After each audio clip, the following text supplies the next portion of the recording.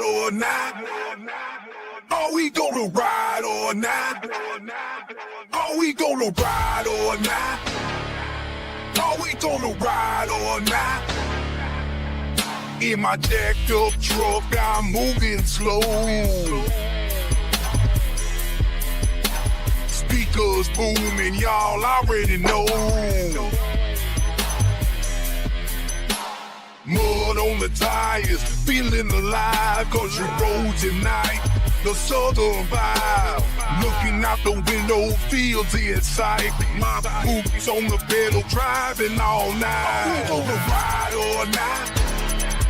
Are we gonna ride or not?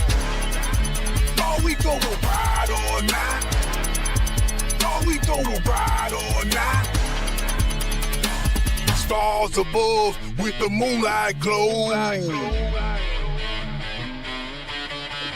Country chill, riding down this road.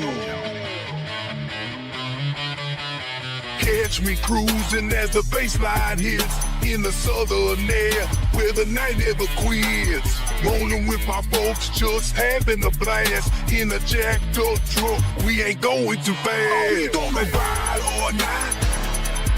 Are we gonna ride or not? Are we gonna ride or not? Are we gonna ride or not? Leave our worries in the dust tonight. Southern skies and the journey's bright. Feel the power while we ride. Country freedom taking flight. Are we gonna ride or not? Are we gonna ride or not? Are we gonna ride or not? Are we gonna ride or not?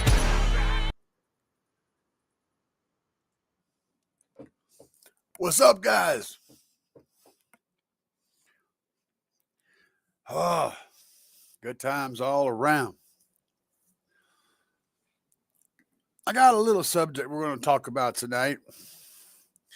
One that I've been focused on for a bit now, thinking about, looking at it, thinking about it, and that is tools for building car audio stuff.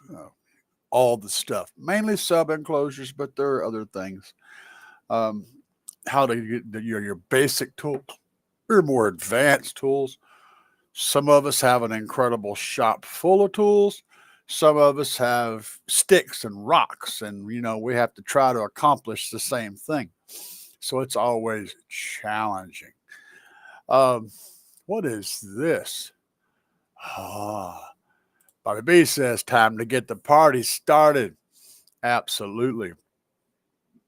So what do I consider the essentials? Like, let's say you're wanting to build a box, a subwoofer enclosure, right? What have you got to have, absolutely got to have to make that happen?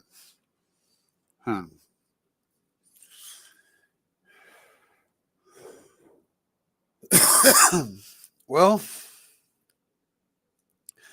I'm going to say you could do it with a keyhole saw and a handsaw, but that would suck really bad. So I'm going to say the minimum tool that you need to build, a subwoofer enclosure is a jigsaw. With a jigsaw, you could do all the cuts. You could cut the long cuts. They would not be perfectly straight, probably, but you could get them cut. You could cut out the speaker hole. And then you could use ratchet straps and glue to hold the box together. While you glue it together, you wouldn't even need a screw gun. So technically, all you really need is a jigsaw. Ideally, a whole shop full of tools would be in order. For example, the ideal situation would be to have a couple of routers, a plunge router, or at least two routers. That way you don't have to change bits constantly. Maybe a router and a router table instead. Table saw, a skill saw, a good battery-powered jigsaw, and a cordless drill would probably be a really good setup for building subwoofers. But we all don't have that. So how can you get started cheap? A skill saw and a good workspace and understanding of how to get things square, how to build a skill saw jig that you can run your saw down to keep it straight for those long cuts. A skill saw can solve most problems. A small handheld router can do a whole lot of dress up work, and a jigsaw can cut holes with a cordless drill. I think those 4 tools used properly with a good education and taking time, taking care, you could build pretty much any enclosure you wanted and make it look as good as you want it to look. It's a matter of learning the techniques. No matter how much money you throw at tools, nothing is going to replace learning how to use the tools that you have. You know, that's the thing. So let's see what's going on today. First of all, Bobby B says, question for you. And then he didn't say anything. I'll get to that in a minute. I bet you it's going to pop up here in a minute. PSC says, hello, CAE, my friend and brother. Hello, Garrick. How are you today, sir? Bobby B, on your video on nutserts. Uh-oh, he's going back to the nutsert video. Now, I am a nutsert, so there is that. And guys, there's basically 2 types of nutserts. Let me jump in there and tell you about that. There's the rivet in kind, right, where you use basically a riveting style system where the nutsert goes through a hole and then you use the rivet gun thing to squish it up and it grabs the material. And then you've got the other kind that threads into a hole and leaves a threaded thing. The threaded in kind works best for soft materials like wood and soft aluminum, whereas the riveting kind works better for thin, hard materials like sheet metal and such. But you could use them interchangeably if you should so desire to do so. So Franco says, I'm always adding to my tool collection. There ain't no, guys, there's 2 good things that you can invest in your life. 2 things that are good investments no matter what. One of those is land. The other one is tools. Both of those 2 things are always going to be good investments. Always. No matter what. Bobby B says, do I drill a hole for the cert same as the cert or a smaller or larger for squish room? Bobby, having used them quite a bit, I will say this. If the material you're putting it in is a really tough material, like if it's a thicker sheet metal or something that's like steel, that's thicker and tougher, then I would go a little bigger than the nutsert so that it has some wobble room, because it's going to expand to nearly twice its size. It's going to expand quite a bit. And if there's no room, you'll figure this out really fast. You put the damn thing in there and you go to clamp it and you go, and it's like, it's not going no further. Yeah, that's your cue right there that you're going to need to either one, accept the fact that that's as far as you're going to get to squeeze it, or 2, drill that hole out bigger so that you can get a full clamping. So yes, the answer is honestly just yes. The best way to figure that out is to grab a piece of and do a couple of trials, on the same kind of material you're working with, and figure that out before you start, because there will absolutely be situations where you'll need to make the hole bigger than the nutsert you're putting it in it just to make it fully accommodate. And I'm going to tell you guys, if you try to put that nutsert in a piece of metal that has no give, right, and you make the hole exactly the size of the nutsert, There ain't the Incredible Hulk ain't gonna be able to clamp that nutsack in there and expand that hole. It's just not going to happen. But anyway, you can leave it partially expanded, though. That will work as long as it's gripping the hole. It's fine. It's just not going to mushroom out and like it's supposed to, but it'll still hold. So yes, the answer is yes. Over your multiple choice question. Garrick says, I am so happy. I just had Car build mine. I want to know the first thing about building a box. I don't believe that, Garrick. I believe you know enough about building a box to build a box. The question is, it's a box. It's 6 flat sides. One of them has a hole in it. You could do that. The question would be was how well the driver that you put in there would perform in that box. Getting those dimensions right is everything. So I'm just messing with you. But yeah, you can build a box. You're a smart guy. Franco Quaid, first tool I bought was for my lugs, the hydraulic one. I did 3 different hydraulic crimpers. I turned out I really didn't like any of them. If you get a really, really expensive one, it's going to work out usually pretty good. But what I ended up using, and I thought that just tickled my fancy, and it works predictably and reliably every freaking time and makes super clean connections, is the Temco dialless crimper. It's in 5 or 6 videos. I've got videos about it. It's about 2 foot long or so. You can mount it on a table or you can freehand it. It does not have a die. It has an indention on one side and a U on the other. And it comes together like this to create the crimp. It creates a beautiful, smooth, seamless crimp that dresses up perfectly and holds extremely well.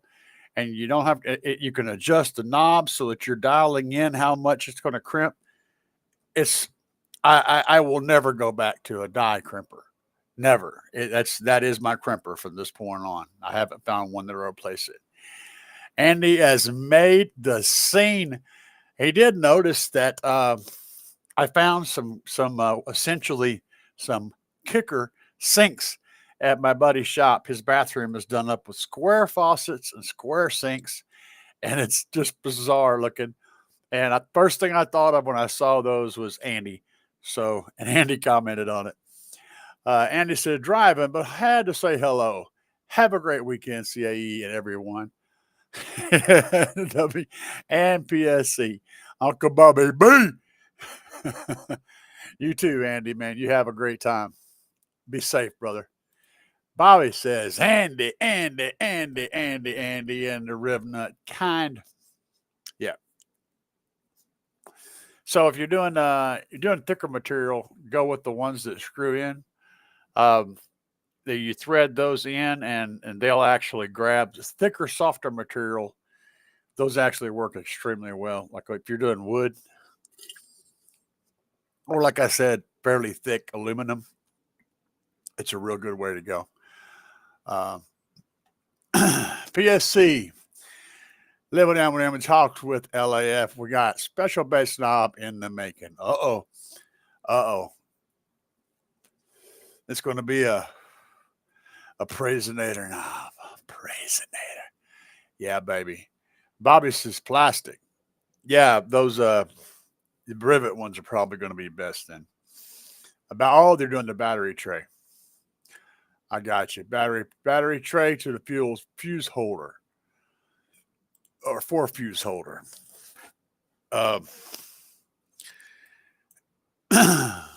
Yeah. Yeah, that'd be my choice. Honestly, well, no, rib nuts would probably be the best thing. The ones, but if you're going to do a rib nut in plastic, you're going to want to definitely size up your plastic. So you're going to size up the hole, or else it's going to bust the plastic when you put it in. The only other option is to not expand them fully. Expand them until you see them starting to, you know, deform the plastic just the tiniest bit, and then stop.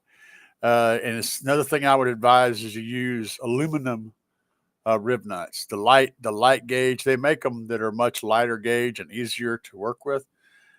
For what you're doing, those would be the appropriate ones for that. I don't remember what they're called, but they're specifically ones that are made for real soft materials and plastic, and they expand real easy and would give you the support you're looking for.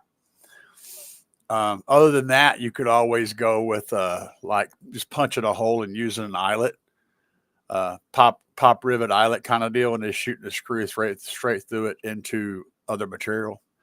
But yeah.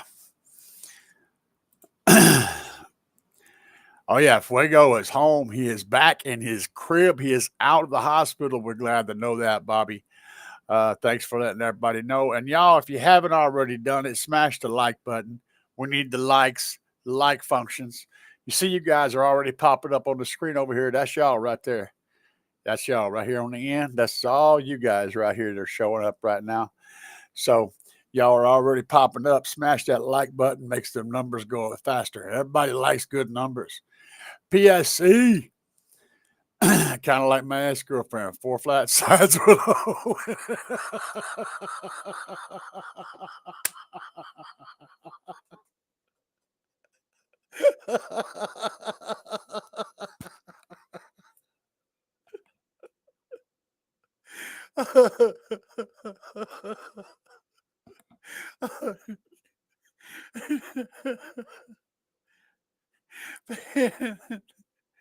You ain't right.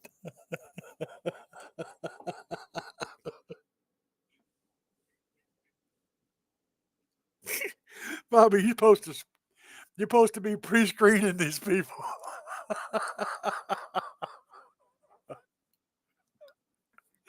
Garrick, you cracked me up, my friend.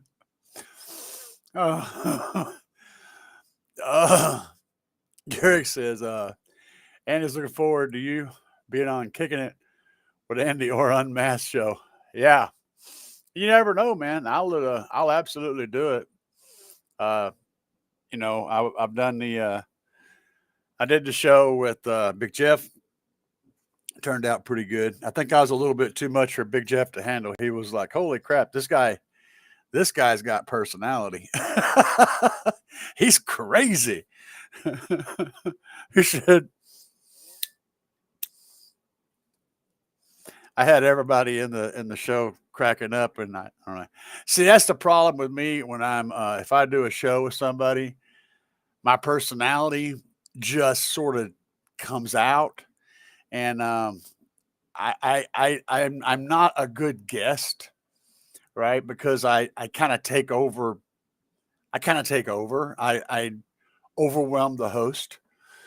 That's my instinct, is to do that. So whoever I'm with has to have a strong personality in order for me to stay in check. You know what I'm saying? If I'm with somebody who's got a lot of dead air time, that's just kind of not having a hard time, getting something, I'm going to jump in there, and it's just going to take the reins. Is what's going to happen. With Andy, that would not be a problem. Andy has got so much personality that I could fall right in behind him, and everything will be fine. All right, so so yeah, it wouldn't be a problem. Jeff is a great guy, but he doesn't have he's still getting a grip on trying to really get a jovial kind of a wound up, excited personality. He doesn't really have that. It's not really his forte. So I just kind of it come out of me. I just filled in that. I filled the crack. You know what I'm saying, Bobby? I filled that crack. That's just what I do.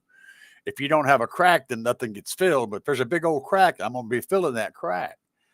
Bobby said I sent you a picture of what I'm doing, what I'm putting the rib nut in. Bobby, is it all right if I put it on the internets? Need to ask you that question before I put it up. If you don't want me to, that's cool. But if you do, I'll put it up. The problem I have, Franco Quaid says, the problem I have with my cramp in the ears is when you cramp it too hard. The problem I have with my cramp is the ears when you cramp it too hard. Uh, oh, yeah. The hydraulic thing. That's exactly why I don't use the die crimpers. Let me show you something here. I'm going to pull something up. Just give me a second. I can't think of the name now. I told y'all what the name of it was a while ago. What was it? I said the name. Now I'm pulling a blank.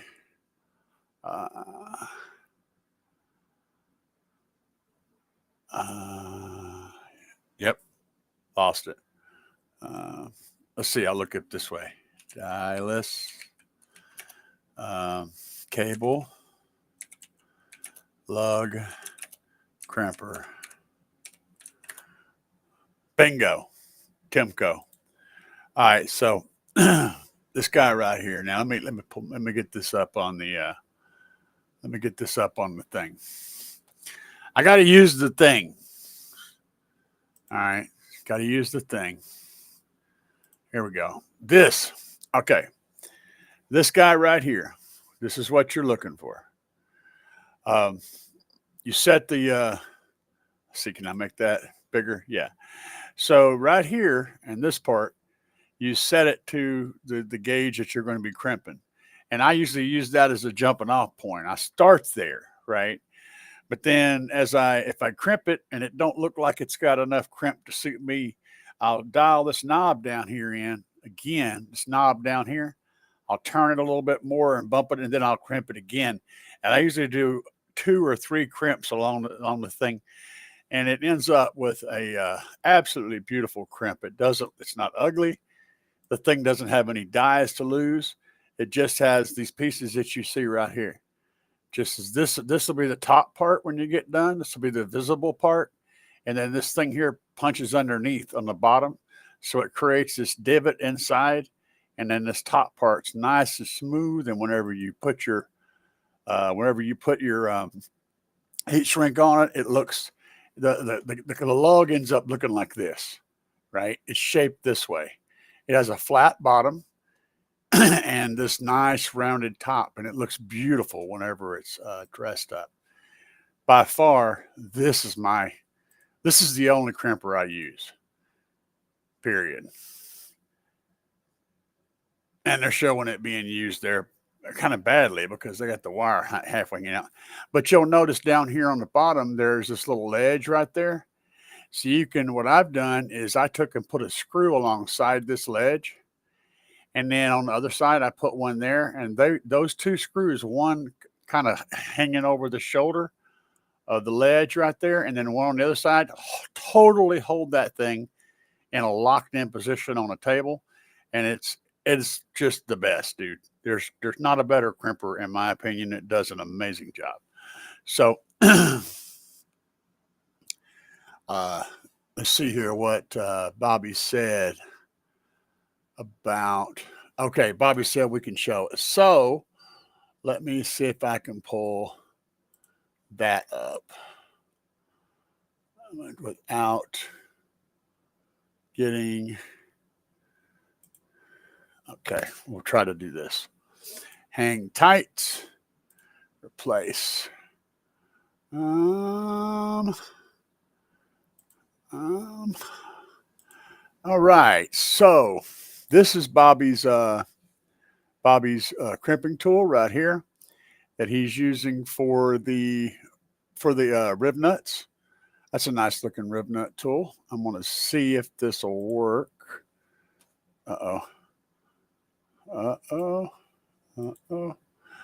Okay.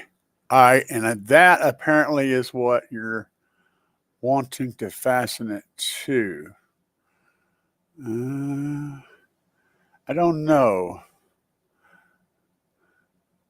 I'm kind of confused by what I'm looking at. You'll have to be more clear about this. I'm not sure what I'm looking at, man. I'm looking at a big, huge crack that's not filled, and obviously you've been slacking on your job since that crack is not filled. But yeah, I'm not sure about that one, Bobby. That's not the problem, and the solution is not presenting itself on that image. I can't tell what it is you're trying to convey. It looks a bit like a couple of air conditioner lines running down or something. So I'm not really sure what you're trying to get going there. I know you'll tell me here in a minute. Oh, is that what you were trying to play a joke on me? Okay. So Franco, try rotating it and crimp again to get rid of the ears. Yeah, you could do that. I just think it ends up being die crimpers. I just don't like them. The crimp never looks that good. I mean, unless you're got one of those that has all the sides come in at the same time, it kind of rotates in, and even then, I just that Timco crimper with the dialless crimper just does such a great job. I don't bother. I don't bother with anything else. I've stopped shopping for crimpers because that thing works so freaking good that I don't need to keep shopping. And you're welcome, Franco. Let's see, MPSC. So you talked to Andy about it on Discord. He was interested in the idea. Cool. I would absolutely agree to that. No problem. Stevie, I don't. Is he using the one? Is he using the? I know he has a die crimper, but it's like a $3,000 crimping machine, so it's a serious deal. But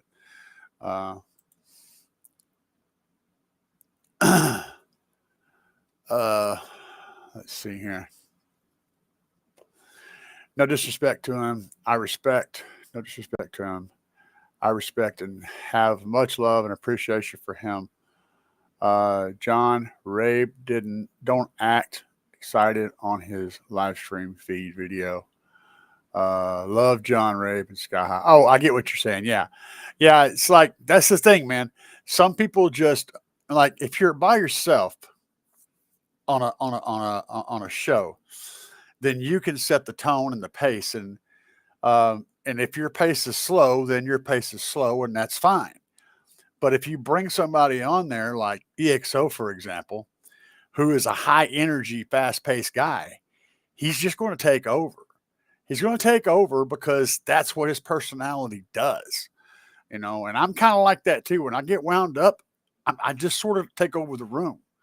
If I'm with people that are not real cranked up, then they're all going to be sitting there wondering what to do because I'm just doing everything, and it's not that I try to do that. It's just my jam. That's what I do. Bobby said, PSC for the win. Can I put baby oil?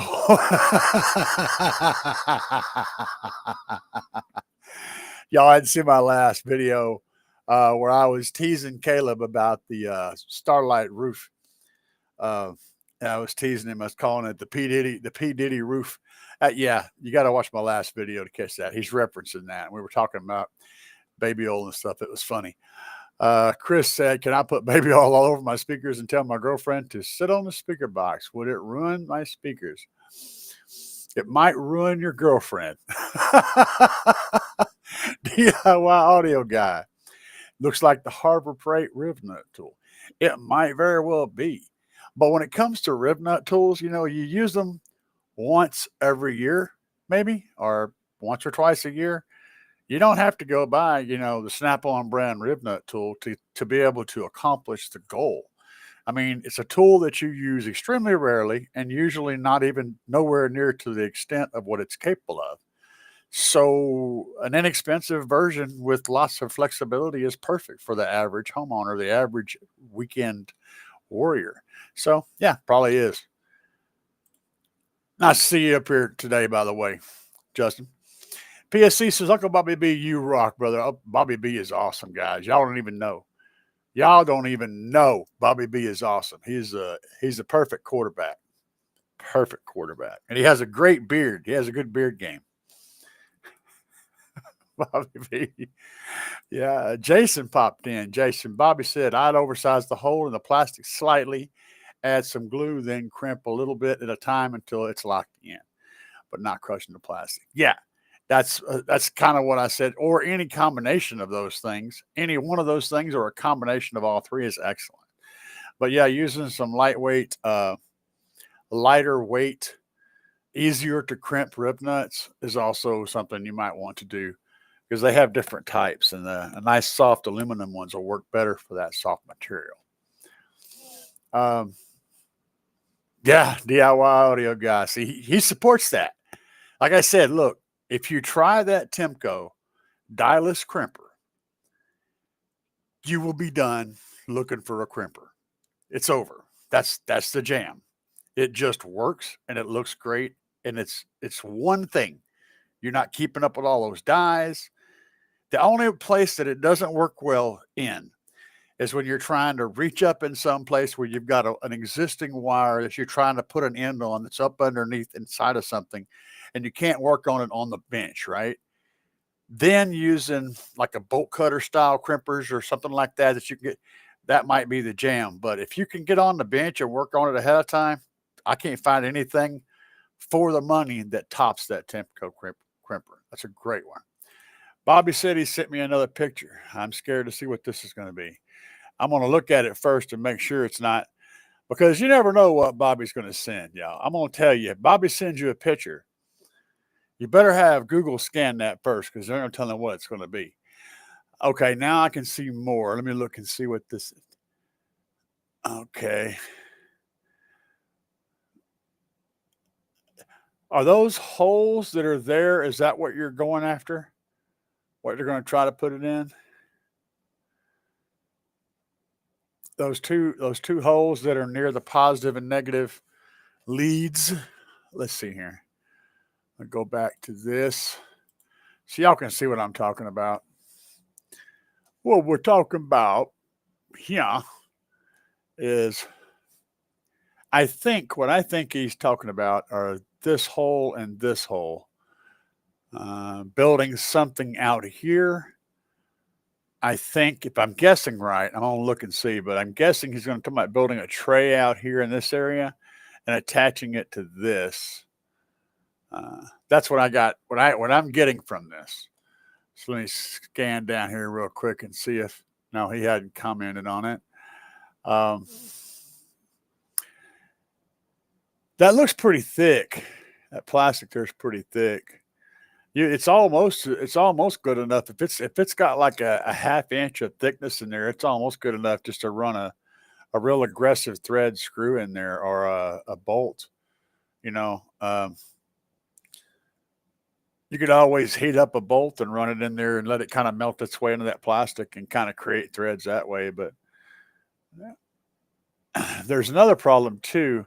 If you're planning on doing what I got, you think you're going to do something out here, you're going to want to support it out here as well. So even if you support it on the side, it's not going to be enough. Where's he at down here? Bobby just said, yes, sir. That's it. Okay. So I don't know, man.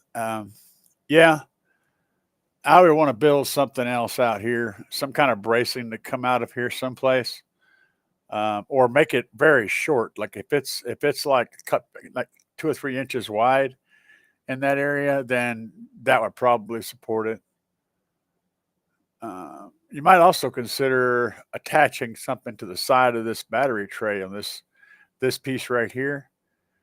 Like attaching a plate there. You could use some standoffs and like some PVC pipe and some little PVC pieces, like 1/4 inch or whatever, and make some standoffs and do a sideways piece that clamps to this. Run some little 1/4 inch bolts through this box, through the PVC pipe and through the plastic, and attach it like a little motherboard tray, and then put your fuse over here on this side. That would keep it attached to this battery box. And anyway, hopefully that's my that's my thing for at the moment. And Franco says Sky High one, not the Milwaukee. Oh, Steve Mead. Yeah, yeah. Well, I don't use. Oh, yeah, yeah. He's using that that big bad thing. Yeah. If I had to guess, I'd say the Sky High one is also made by the same company that makes the Milwaukee one, or whoever makes it. Sky High is not going to manufacture their own crimper. They're going to put their name on somebody else's crimper. That's just, it'd be dumb to manufacture a tool like that whenever you could just rebrand a different tool.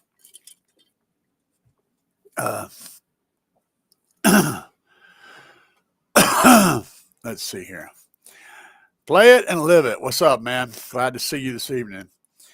I know you did a video on a good 4-channel amp a year ago.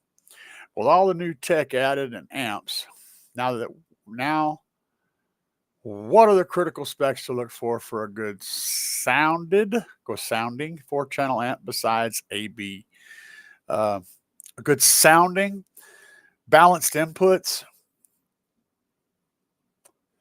Balanced inputs are always going to be a gift that gives you back. Balanced inputs will take the. It's a little bit more complicated than I want to get into as far as explaining goes, but we'll put it this way: they significantly reduce or eliminate engine noise and stuff like that that's getting into an amplifier, so you can deal with the whine. And that's not new tech, that's old tech, but it's finding its way more and more into 4-channel amplifiers today. It's been around forever in the professional audio, pro audio world, but it's finding its way more and more into the general market of car audio amps. So looking for something that has balanced inputs, and if it does, believe me, they will tell you. That's something I look for. Also, high efficiency, because efficiency means higher efficiency, not because it's hard to feed those amps power, because they usually don't take much, but if you have higher efficiency, you're going to have less heat, and heat is bad when it comes to 4-channel amps. These days, I have my amps that like to turn off on me are 4-channel amps, especially since we're running a lot more often. We're running multiple speakers off of each channel. You may be running, 2 sets of door speakers off on either side off of one channel. You may be running that amp at 1 ohm or 2 ohms per channel. It's going to get hot. So more efficient amplifier is going to have less wasted energy, therefore less heat, and therefore it's going to be better at staying on and not getting hot, cutting off on you. Those are some things to look for: is efficiency, balanced inputs, protection circuits, anything that can help with low voltage protection, or being able to play at low voltages, because you have start-stop systems going on now where your car drops, the voltage drops when you hit the key, or whenever your car starts back up to take off, the voltage can swing down to like 9 volts for a split second. They ain't being able to handle that kind of stuff. Also, any kind of built-in DSP can be very cost effective. So those are some things I look for in modern 4-channel or mids and highs amps these days. I can cover a lot more in a video, but that's kind of what I can throw at you right off the top of my head. You can use a washer behind the riv nuts, but the problem he's running into, yeah, that can work depending on the situation. He's right, Bobby. You could use get some thin, flat fender washers, some real thin ones. You could use those behind it to help keep the riv nut from potentially pulling through. I'd want to use really thin ones that'll actually bend a little bit and kind of conform, not something thick and bulky. But yeah, I could see that being a thing. Good call there.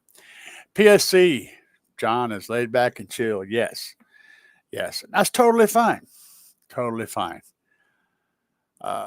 Bobby said, yes, sir. Making it an L shape. Okay. Yeah. So it has the ridge on the other side, the bent down ridge. Yeah. That works, Bobby. Yeah. And you are overthinking it. Yeah.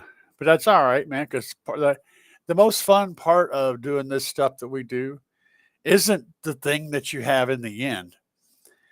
It's the building of the thing that you have in the end. It's the thinking about it and designing it, the thing, and then building the thing, and then looking at the thing, and then showing the thing to your friends. That's the stuff that's cool. Having the thing that does the job, that's only a tiny part. All the rest of it is all the other stuff. So we overbuild and overthink everything because that's the fun part of doing this stuff. That's the fun part, you know? I mean, is there any reason to even mount the fuse? It could just hang there and do the same job, but that wouldn't be cool. It wouldn't be as safe, but it would still work, right? The point is making it look good, thinking about how to make it look good, building the thing to make it look good, and being able to stand back and look at it and talk about it and, and admire it. That's the stuff we all live for. I mean, if we're honest, that's what we live for. That's what we jam, right? That's where it's all at. So Bobby says he overthinks everything. Sir, I could rename this channel. Overthink everything. And it would totally apply to what we do in the car audio community. We absolutely overthink and overbuild and over engineer and overdo everything. Like, for example, PSC with the Presonator. He's got these brackets to hold the cable down, to hold his cables down and make them look good, line them up, right? They're going to look amazing, beautiful, awesome. Would a zip tie work? Yes. Would some duct tape work? Yes. But it wouldn't be cool. And we're all about the cool. That's where it's at. DIY auto guys says, I have left a few fuses hanging under the hood back in the day. Justin, if you opened up everybody's closet, I'm afraid that we would all have some hanging fuses in our closets. Probably way more than we want to admit, my friend.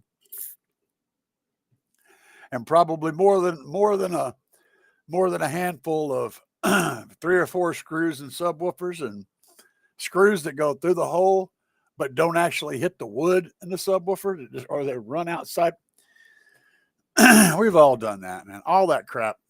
If anybody that says they've never done anything like that, you can just chalk them off your list, man, because they're full of it. They're not even going to tell you the truth about nothing. Jesus said, I've run Kidwood Exelon components, coaxials. What's my opinion comparing those to Audio Dynamics 1000 series? I'm going to tell you how I feel about 80 mids and highs. The 1000 and the 2000 series, in my opinion, are the very best bang for your buck across their entire selection. I think that the 80 1000s are going to do a better job than your Kenwood Exelons. I think they absolutely do. I've had the 1000s, I've had the 2000s, I've had the coaxials and components of the 1000s, 2000s, 3000s, and 5000s. I've had their whole line in vehicles. And there ain't no argument to be made for anything to sound better than any of the AD components. The only argument is money, pound for sound, right? Dollar for sound. The 1000 and 2000 series, they are on fire. You won't find a more natural, warm, amazing sounding driver for a comparable price on the market, period. The 1000s and 2000s are the jam. They sound virtually identical. The only difference is one's a little more expensive and handles a little more power. Other than that, the sound signatures are the same. So, yeah, That's how I feel about it. And I do love some Kenwood Exelon stuff. If you could afford to go with the 1000 or 2000 series ADs, it's worth going with them. Okay. That's my input. Chris says, can you put the fuse inside a big piece of shrink tubing and heat gun it? Yeah, but then if you ever have to pull that fuse or replace it, you're left digging it out. So, yes. And you still want to mount it somewhere in case something happens. You don't want the wire just going all willy-nilly and, you know. So, will that work? Yes. I wouldn't do it, though. Justin says, it's all a part of the learning process. Hopefully people can learn from my mistakes so they don't make them. I wish I could learn from other people's mistakes, Justin. I really do. But unfortunately, I learn best from my own blood, my own gashes in my head, my own stupid things that cost me, having to buy something twice because I completely did something stupid. That kind of thing leaves enough of a bruise in my brain that I actually carry away some knowledge from that. Watching somebody else do it or having them tell me about what they did, that usually doesn't leave a good enough scar, not enough blood has been shed for it to be a permanent change in my mentality. I have to bleed. I have to bleed. I have to injure myself before I gotta bleed. It's gotta be painful. But for some people, just watching somebody else smash their head into it is enough. For me, I have to do it myself because I'm just that guy. PSC said it's time for dinner. Gentlemen, my wife made pigs in a blanket with sweet tea to drink. Man, that actually sounds really good. My wife made pork chops, macaroni and cheese, and dirty mashed potatoes and gravy with the onions and all that. And that's our typical Sunday dinner. And it was absolutely awesome. When my wife makes pork chops, it's so good. It's one of them times where you sit down to eat and you don't even talk. You can't even have a discussion during the meal because you're so busy shoving food in your face. You don't talk until you're done eating because it's good. Oh, she rocks out. El Fuego makes an appearance. El Fuego from the Pacific Northwest. Thanks, Bobby B, for the Christmas card. Bobby B is awesome, guys. Did I mention how awesome Bobby B is? If I didn't, you need to recognize. And Bobby did send me a card, too. It's in there hanging on my wall. It's got a special place on the wall. I may put it on a video one day. And welcome, El Fuego. Glad to see you online, brother. Glad to hear that you are back in your humble abode. And Derek says, El Fuego, El Fuego, El Fuego. Yeah, absolutely. PSC. So, El Fuego, take care of yourself. Godspeed, healing, in your recovery. Absolutely. And El Fuego's got this, y'all. He's got this. They ain't gonna let him come back to the hospital because he gave the nurses so much trouble up there.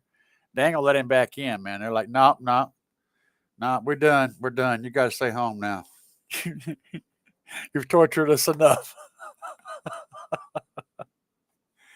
Good times all around, guys. So, what do y'all think? Y'all think an L-shaped piece? I still think he could come off the side and build like a flat thing over here. I don't know. So anyway, I was talking about tools. Right now, I have got a 2.5 amp router. It's a trim router, they call it. It's a little baby router. It was like $30 at the Horrible Freight. And I used it to flush trim the speaker cutouts in the covering on my last wall for where I put the 1/4 inch, the Luan on there. And I'm wondering if I'm going to be able to use it to do some roundovers on this 3/4 inch wood. But it's not terribly expensive to get a router. So I have hopes that maybe I can either use it or get me a router, another router. So you guys have any suggestions on? See, I've been debating on whether to use a fixed base router, to get a fixed base router, like a 10 horsepower 10, 11 horsepower fixed base router or a plunging router. And I know what they do. I know plungers are more for like creating a cavity in something. Like if you got a flat surface and you're wanting to dig out a cavity, that's what a plunge router is typically for. But my question is, what do you guys think about what kind of extra functionality can I get out of a plunge router in the car audio world? Is there a reason that I should get a plunge router over a fixed base router? That's a question. I was sitting there thinking about that, and I was debating on it because I have router experience, but I don't have a lot of router experience when it comes to building subwoofer enclosures. I've used routers for other things. I'm trying to decide of a use case where a plunge router would actually benefit me, right? Or would it be better? Would having the innate instability of a plunge router be a good compromise, or should I just go for the stability of a fixed base router with less moving parts? That's going to do all the jobs and call it good. If so, the other question would be, what router bits should I have? My personal, what I've already kind of got cooked up in my head is a couple of different flush trim bits and a nice roundover bit, at least one. I don't want to get too crazy complex with it. So one good roundover bit, maybe a larger one and a smaller one. And then what's the bit that you use to actually like cut? Like if I was going to cut out a speaker hole, like from start, like if I was going to use one of those circle cutting jigs on a router and make a hole in a box, what bit is that? Is that just like a standard issue, like drill bit kind of thing? Does that require a plunge router? Could I do that with a fixed base router? These are the things I'm trying to figure out for the router game. So Curtis says, I use my compact router to put a roundover on my amp and sub racks. Works great. Yes. And I feel like that's the thing because you could sneak up on it. You can push, you can back off, you can kind of chisel away at it if you have to, even if the router's fairly light powered. If you just kind of sneak up on it, you can make that kind of stuff work. So I'm just going back and forth trying to figure out where to spend my little bit of money that I have on what specific stuff to give me the most benefit from it. Justin said a plunger router plus a Jasper circle jig. That's what I was talking about that. So you would want a plunger router for that jig. Okay. I have an 8-year-old Skill brand plunge router that stays with the circle jig. So the one place where you really need a plunge router is for cutting speaker holes. I'm guessing that's the spot. That's the thing. Those two are mutually connected. Interesting. And Justin said a spiral upcut bit with the circle jig.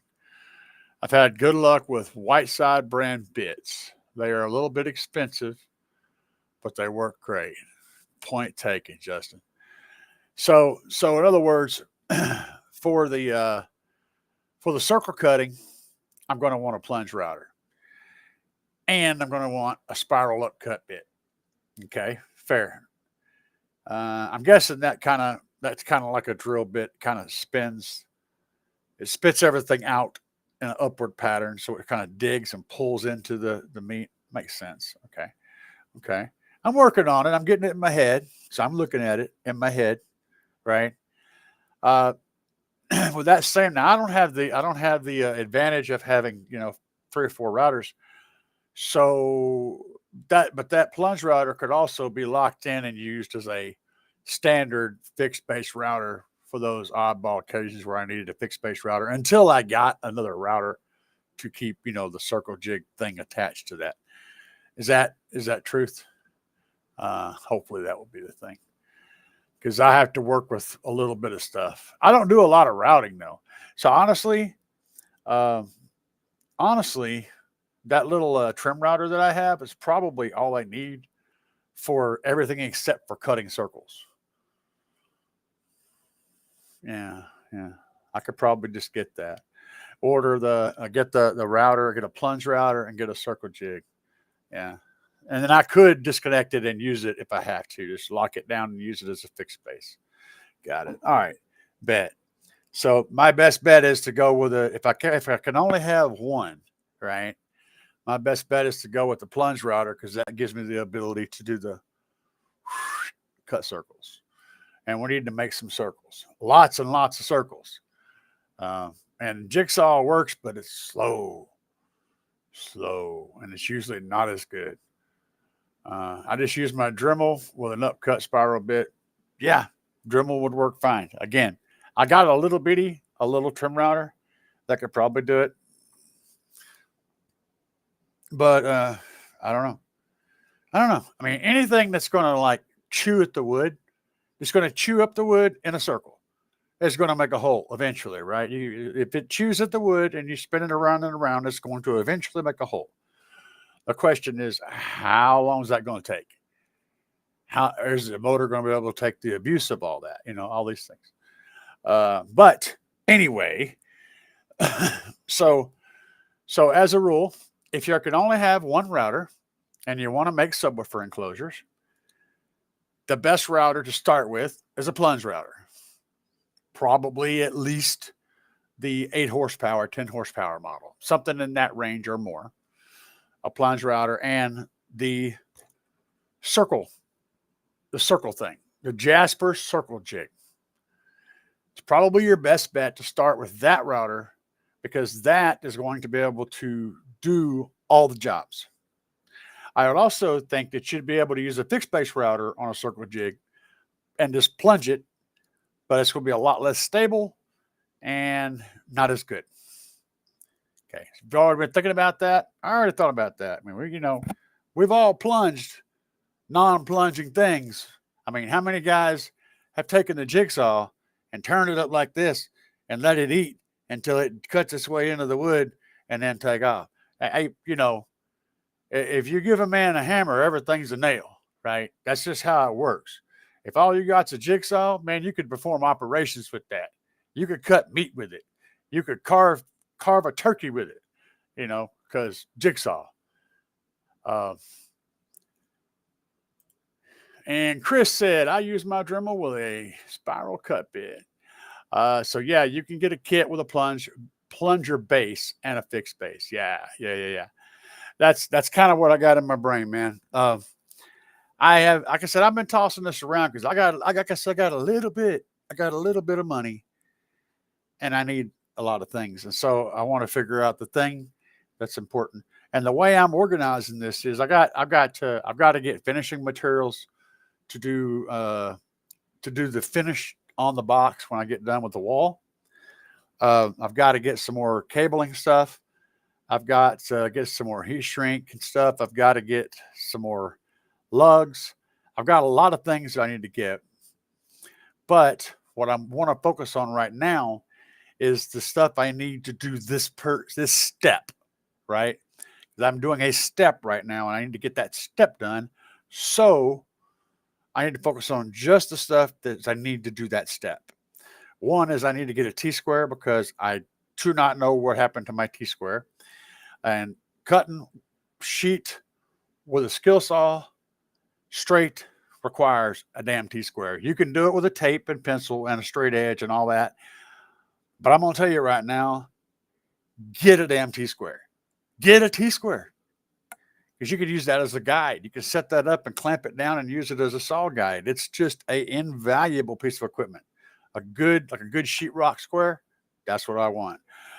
I got to get one of those, and I'm going to need to get my router game on, so I can cut holes and also dress them. And I need to do it with all that. I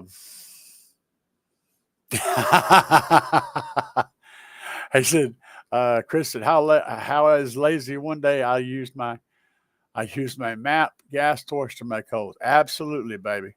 Absolutely. And DIY audio guy says, much experience and knowledge as I have, I'm surprised you don't already have a Circle G.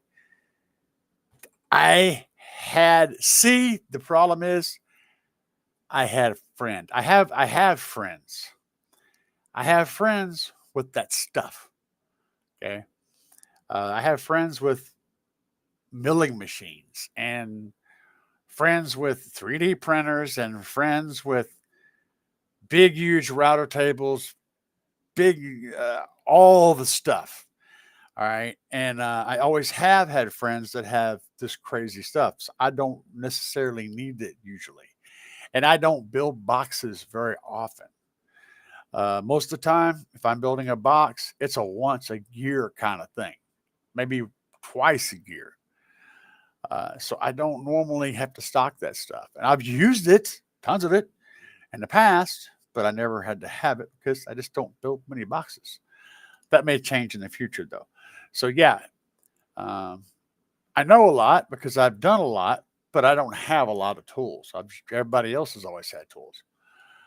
So I have and plus I went through a point in my life where all of my belongings, that's the other thing, all of my belongings ended up disappearing. And I started out with the clothes on my back again, like all my tools, a whole lot of stuff. Anyway, that happened a couple of times, cleaned completely out. So a lot of the things that I've had are gone. I'm having to replace them, but neither here nor there. There's reasons for all that.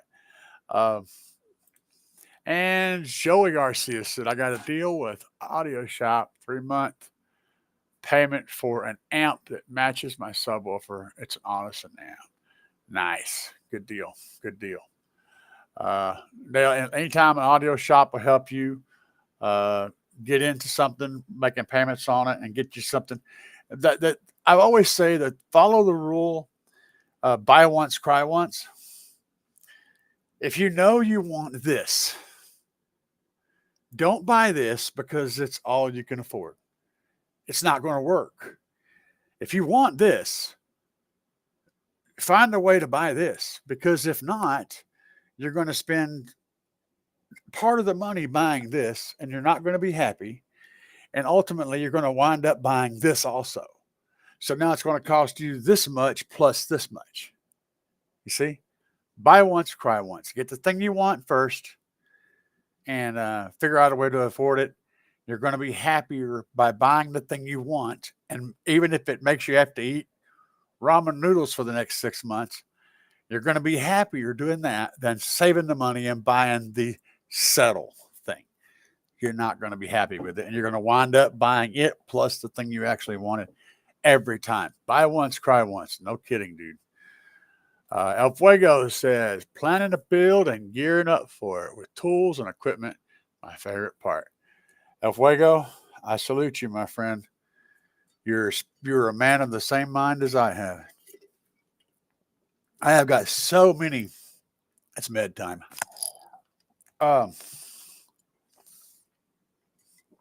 Yeah, my meds are in a shot glass.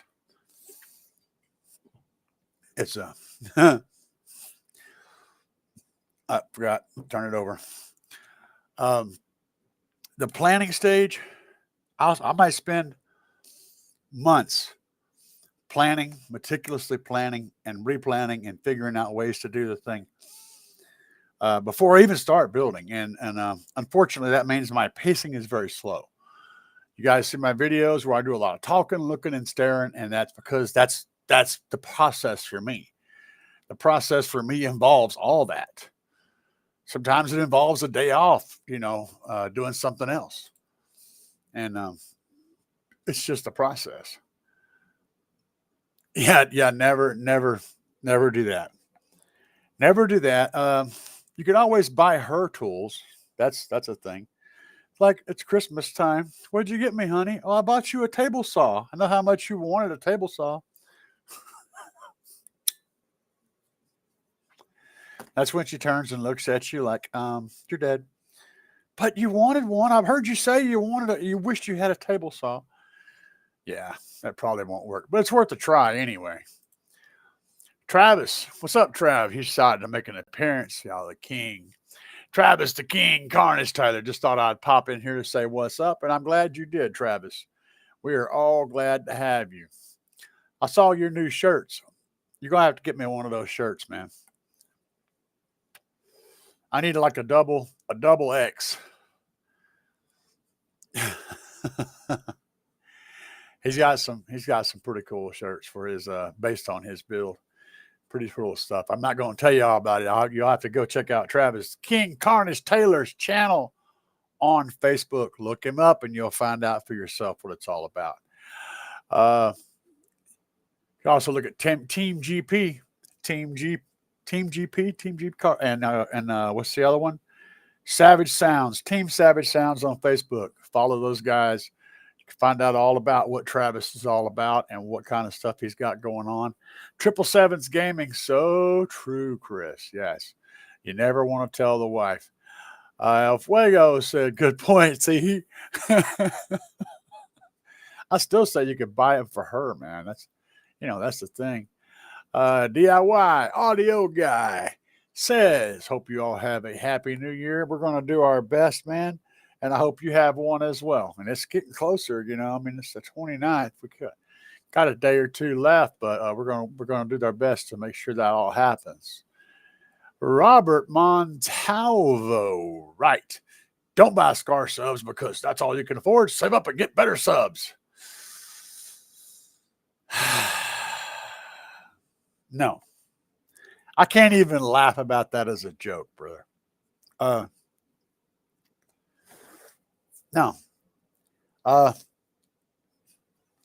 Here's the thing. No, don't. Do I need to go down the Scar road? Do I really need to do that? Should I do that? You know what? I'm going to save that for another show. I'm just going to blow you off for right now, Robert. And I'm going to save that topic for another show because that is a whole show all in itself. And I can see that coming up in the future. So you keep your head up and be sure to hit that subscribe button because one of my live shows coming up in the near future, we're going to touch on that subject with a sledgehammer. And we're going to hit it with a sledgehammer. So heads up on that. Travis said, "Will do, brother." Yeah, double X, baby. Double X. If you want me to, I'll get you a Big Jeff shirt, man. I know you ought to have a Big Jeff shirt. You've got the Big Jeff chain. He has the Big Jeff chain, the sunglasses. Did we ever get you a pimp hat? I was looking for a pimp hat, like a fuzzy pimp hat to put on. This dude's crazy, guys. If you see him at a show, he always does something insane and has everybody cracking up. He is the life of the party at a show. Love seeing what kind of crazy stuff he's going to pull. Again, GP Car Audio, Team Savage Sounds, Travis, King, Carnage, Taylor.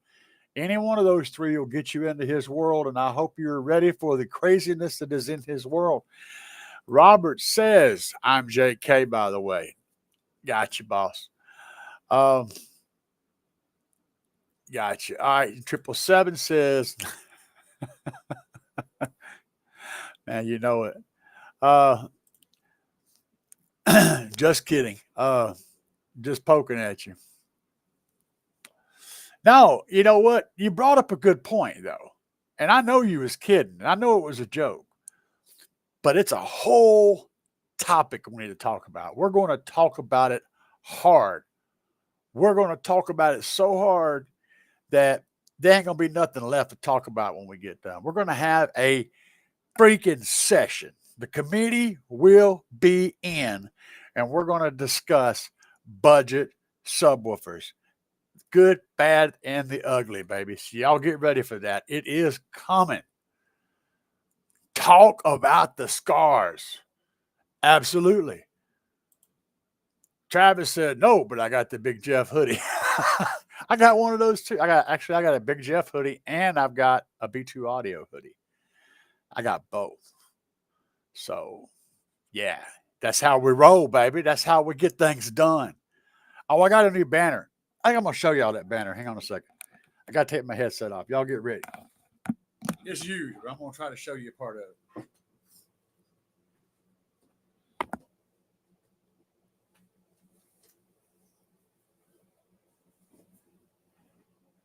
I got to move my chair, guys. Here we go. Check this out. You ought to look at it a little bit at a time. See that?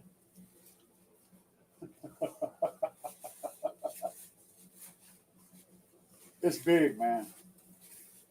It's a big banner, baby. It's a big one. That's what she said. And of course, up here in the corner, discount code CAE, baby. Yeah. It's a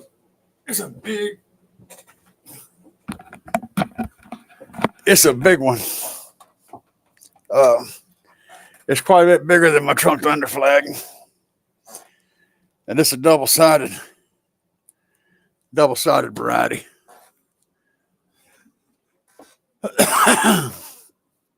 What else we got going on here? Robert, Sky versus the world. As far as budget sales, my go-to's already been American base. Whew, dizzy now. All that getting up, moving around. They poked around in my heart with that thing. They went, can y'all see this? This little tiny hole in my arm right here. Yeah, you really can't even see it. There's a tiny little hole about the size of if you took somebody and jabbed them with a pencil, with the lead, the hole the lead would make. It's about that big, you know. And they run the thing up in here, and it went up my arm, over here into my heart. And then they had this X-ray thing down here. And they was jabbing it around. They did some stuff in there, and they said, I'm good for now. And I said, well, that's good to know. I said, if it dies, how do I restart it? I don't know, but we're gonna work with it. The codes, they reset all the codes, and we're good, man. So we're gonna work with what we got. Guys, whew, y'all get ready for the budget sub video. That's gonna be coming. Actually, that's a great subject. And I got some stuff coming in from Slapz Car Audio. You guys know we're dealing with Slapz, and Slapz is graciously sponsoring the build that we're working on right now. And if you guys are looking for high power, big boy subs at a really good budget price, go over to Slapz, SLAPZ, Slapz Car Audio. Use my coupon code CAE to knock off a chunk. Get yourself some big boy subwoofers. Enjoy the power without having to pay big boy prices. Everybody, my friends, all y'all, have an amazing night. Are we gonna ride or not? Are we gonna ride or not? Are we gonna ride or not? Are we gonna ride or not? In my jacked up truck, I'm moving slow. Speakers booming, y'all already know. Mud on the tires, feeling alive, country roads at night. The southern vibe, looking out the window, fields in sight. My boots on the pedal, driving all night. Are we gonna ride or not? Are we gonna ride or not? Are we gonna ride or not? Are we gonna ride or not? Stars above with the moonlight glow. Country chill, riding down this road. Catch me cruising as the bassline hits in the southern air where the night never quits. Rolling with my folks, just having a blast in a jacked up truck. We ain't going too fast. Are we gonna ride or not? Are we gonna ride or not? Are we gonna ride or not? Are we gonna ride or not? Leave leave our worries in the dust tonight. Southern skies and the journey's bright. Feel the power while we ride. Country freedom taking flight. Are we gonna ride or not? Are we gonna ride or not? Are we gonna ride or not? Are we gonna ride or not?